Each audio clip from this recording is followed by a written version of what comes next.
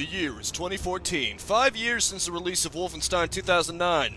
Sadly, Raven Software opted not to return to do more Wolfenstein games due to Wolfenstein 2009's less than stellar reception. Due to this, MachineGames picked up the reins and released Wolfenstein: The New Order. In doing so, it takes a drastic tone shift towards the melodramatic and ends up in the 60s where the patsies have taken control of the United States. Not exactly my cup of tea, but they did follow it up with a prequel of sorts meant to be more like Return to Castle Wolfenstein territory, where you're once again in WW2, but how well does it compare to that game? I hope to answer that burning question in my review of Wolfenstein: The Old Blood.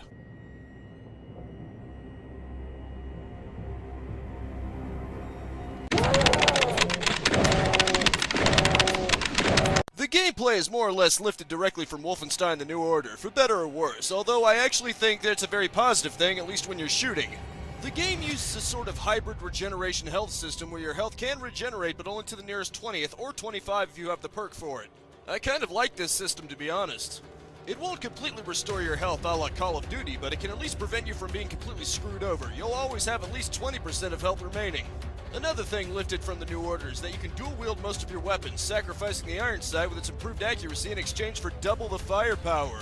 The only exceptions to this are the sawed-off shotgun, camp pistol, and the MG46, aka the heavy-ass machine gun.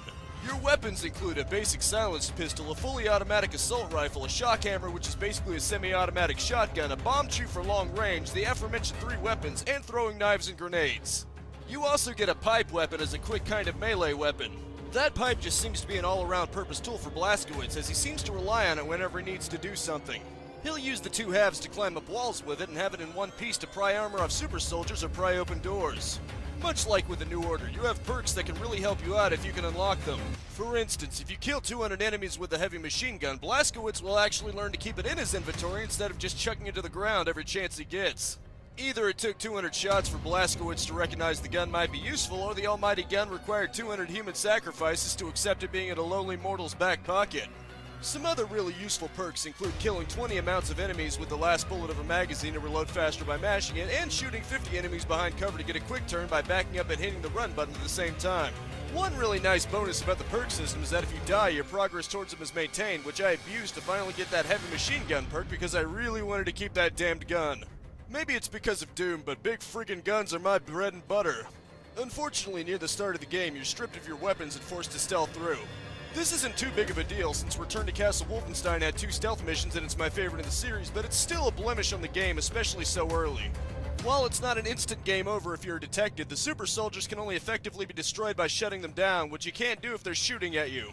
One silver lining is that if you get behind cover quickly enough, they'll forget about you and just resume their patrol, so being found out isn't nearly as bad as it was in Return to Castle Wolfenstein. Once you get some actual guns, the game no longer railroads you into stealth, although if you go in guns blazing, you're more likely to catch the attention of nearby officers, which will cause waves of enemies to pour out until you find and kill said officers. The game makes this pretty easy to do by having compass markers in the direction of the officers, when they're idle and when they're alerted. If you just want to get by with the least amount of hassle, you can sneak around just long enough to kill the officers and then gun and run through the rest of them because they can't set off any alarms without them. That being said, the game is very accommodating towards you if you just want to go around mowing them down if you're prepared for a big fight. The enemies mostly consist of regular foot soldiers, but it does have some variety here and there. You'll sometimes run into latex suit soldiers sporting shock hammers, and you really don't want to let them get close to you. 2 headshots with a bomb choose should make quick work of them. You can also sometimes run into drones, although they're not particularly common, and it's not that hard to gun them down if you're quick about it. The aforementioned super soldiers also have a portable variant that can freely move around and must be targeted on their power coil. I found them pretty fun to fight, but they can mow you down really fast if they catch you in the open, so be on alert. Much like in Wolfenstein 3D, there are also guard dogs that will sometimes try to bite into you. It's always a shame to have to put down a dog, but they were trained this way, so you don't really have much of a choice. Later on in the game, it takes a twist, and those Return to Castle Wolfenstein elements start to bleed through as an earthquake leads to toxic fumes that turn a lot of the patsies into zombies. Like in 2009, you can find gold, but unlike 2009, you can't actually use it to buy anything. It more or less unlocks collectibles, which I'm actually okay with because I prefer a perk system to a weapon upgrade system since perks involve specific challenges instead of just paying for them. The game also breaks up the action quite a bit for character interactions in 2 moments where you have to masquerade as someone else to make it through areas, one at the beginning and one nearing the end. Thankfully, these moments don't usually last too long if they get in the way. There are also a few beds you can sleep in to replay Wolfenstein 3D levels, which is a pretty neat nostalgia trip. I just wish the devs had made Blazkowicz move a bit faster in those levels, since Old Blood's slower movement speed is a slightly bad fit for them.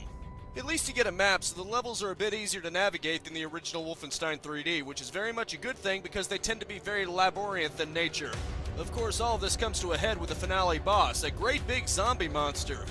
I won't lie, he put up a fairly good challenge, and Patsy's also come pouring in to make your life even tougher. Luckily for you, the monster doesn't discriminate and will kill them for you to alleviate the pressure somewhat. People have pointed out how funny it is that the Patsies turn their attention on you when there's a giant monster killing them. I also noticed he only seems to detect you when you're shooting at him, so you're able to get your bearings a little easier if you just stop shooting for a second. One cool thing is that you can replay previous missions, and if you get the heavy machine gun perk, you can drop stealth in the prison mission the second you kill one of the super soldiers, making the game very replayable. It's time for some payback, you hook-to-the-wire machine gun freaks. All in all, the gameplay is very serviceable. A mandatory stealth mission and overall linearity hurt a little, but the shooting action is very enjoyable enough that these gripes can ultimately be overlooked. Unlike the New Order and later the New Colossus, the Old Blood takes place around the same time as the older Wolfenstein games. Specifically, Return to Castle Wolfenstein, since it seems to have similar types of circumstances, Patsy's delving with forces that they can't possibly hope to understand, and all that good crap. BJ starts out undercover, and then it all goes to hell, and he's forced to blast his way through a room. He goes into a vent, and it's a trap. It seems this is a running theme with MachineGames' Wolfenstein games. Oh sure, Blazkowicz is a one-man army in the actual gameplay, but when a cutscene starts, one whack across the head and he's down on the ground. In any case, you're sent to prison and forced to get out by conveniently using a pipe that broke down during a climbing attempt as a weapon, which he will proceed to use throughout the entire game like he's MacGyver or some crap. While making his way out of the castle, Blazkowicz goes to check up on Wesley, only to once again get knocked out in a cutscene. You know, if you keep using that plot twist, it's gonna start getting a little bit predictable. I'll admit though, the electrocution chair scene is probably one of my favorite Blazkowicz moments that MachineGames has ever made, because throughout it he is 100% a badass. He mocks Rudy by saying his contact is Santa Claus, talks about what he's gonna do to Rudy and his dog when he gets out, and once he breaks out, fulfills his promise. Who is your contact in the village? Claus. Who is this Claus? Santa Claus. When I break free, I will fry you in this chair till you die. I'm done with you. I will kill your dog. I kinda wish there were more moments like that, because I'm not exactly a fan of Blazkowicz getting all dramatic and self-defeating and talking about how rough times were, or reminiscing of a better time. No, don't get me wrong, somber introspections work just fine for some games, Lord knows I love them in What Remains of Edith Finch, but there's a crucial difference here. In What Remains of Edith Finch, the whole point of the game was somber reflection. Wolfenstein, on the other hand, is a game in which you're slaughtering soldiers left and right without a care in the world, and it just gets insanely jarring when Blazkowicz suddenly starts trying to act sympathetic and downcast. Imagine, if you will, if protagonists in other classic shooters were like this. As I find myself once again in the depths of hell, it kind of reminds me of my childhood, the kind of hell I had to endure just to get by. I quickly realized that you can't really kill the monsters in your life, you just have to endure them. I know I like to say hail to the king, baby, and act all macho and ahead of myself, but during my days in the orphanage, I like to quote it just to try to convince myself that I was something more than simple trash dancing in the wind. After escaping, Blazkowicz finds a resistance like in Return to Castle Wolfenstein in 2009. After a little tavern fight, including one against Rudy and a set of power armor who's more than a little miffed that you killed his dog on the way out of the castle, Blazkowicz ends up on a dock and then proceeds to another resistance member where he must once again go undercover. This time as a waiter of all things. I just find it hilarious how a really buff American is trying to pose as a German waiter. One thing I will give the plot credit for is sort of tying things together, since Blazkowicz doesn't talk at all in his undercover moment in New Order, which makes sense because he's found out by Helga here due to his terrible German accent. I guess Blazkowicz learned the hard way that sometimes it's just better to keep your mouth shut. Unfortunately, while this is going on, the Patsies' ambitions predictably start blowing up in their face, and after collapsing through the floor, you now must fight through Patsy zombies. You end up at a fork in the road, and if you go left, you save the girl, while going right saves the guy, the two from the boat ride earlier. I didn't know about this at the time and ended up going left, which saved the girl. Somehow I get the feeling she's the one the game really wanted you to save anyway, so it's all good. After Blazkowicz proceeds to Blazkowicz his way into the underground, he must get captured one last time, I guess MachineGames is a big fan of comedy in threes, by Helga, whom tries to start sweet-talking the big monster. In a turn of events that is absolutely shocking to nobody, the monster proceeds to sink its teeth into Helga and toss her across the room, after which you have to kill it as the final boss. After killing it, you get out and have the map to Death's Head's complex, although Blazkowicz just couldn't help getting one last woe is me, it's all for nothing speech, because of course he does. The monster never dies, no matter how many times you kill it. Just sheds its skin and changes form. Ultimately, my biggest issue with the plot is Blazkowicz's character as a whole. He has some moments where he's legitimately badass or funny when he purposefully misunderstands his allies' request to be discreet as killing as many as possible, but ultimately he's too dramatic. Like I said before, this is a game about mowing down people in spectacular fashion, so it's incredibly jarring when the protagonist starts acting like the world is against him and that he struggles to get through the day. If you can get past that, the story is alright. It's really nothing to write home about, but this is clearly the closest MachineGames has gotten and probably will get to being as over-the-top and interesting as Return to Castle Wolfenstein, so A for effort, I guess. If MachineGames could just get over their obsession with making things so dramatic and somber, and lately trying to send some kind of ideological message, it'd be just fine. Old Blood runs on id Tech 5, but it is targeting the Xbox One and PS4. Because of this, the game's visuals are stretched beyond what Rage was capable of doing. It's not exactly as engine-breaking as 2009 was, but the game still looks really nice through and through. The people do a good enough job looking like people that it never delves in the uncanny valley, and the environments also look quite nice. When things start breaking into the zombie apocalypse territory, the environment gets appropriately hellish, almost as if a little bit of Doom found its way into Wolfenstein. It's even more appropriate that the sawed-off shotgun looks like it became the base for the one that would later become used in Doom 2016.